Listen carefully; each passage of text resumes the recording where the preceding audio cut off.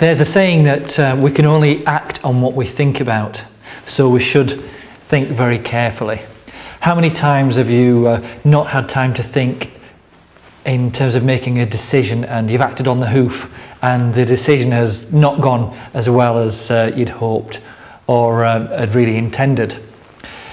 With our busy lifestyles and busy workplaces, it can be very difficult in the hustle and bustle of all the everyday stresses to find time to think.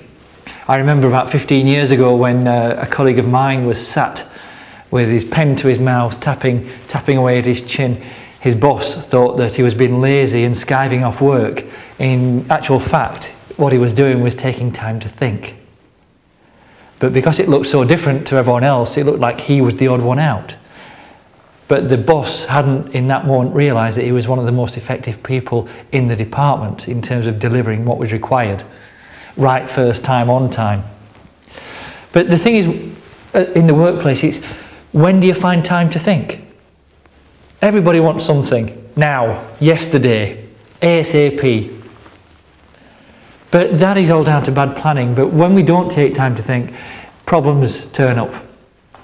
And if you think about when you have stopped talking, or when a colleague has stopped talking, they're usually just starting to gather their thoughts. Some people think by active discussion and dialogue, and they really bounce off each other and go, that's exactly what we need to do, and that's fine. Other people, and perhaps you, I certainly do, need a moment to quietly reflect on the situation, the potential problems, and also the potential solutions.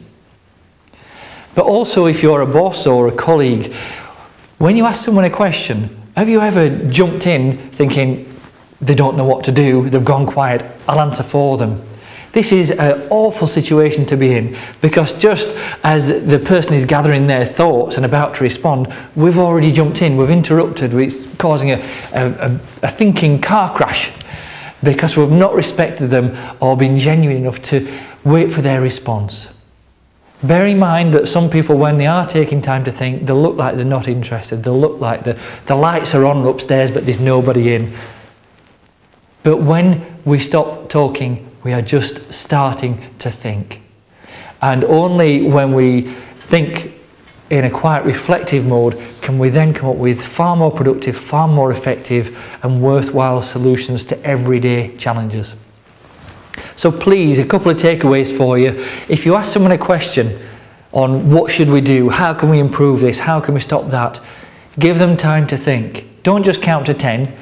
Just let them know that what you're about to say is valuable to me, and that's why I'm going to be quiet and wait for you respectfully to respond.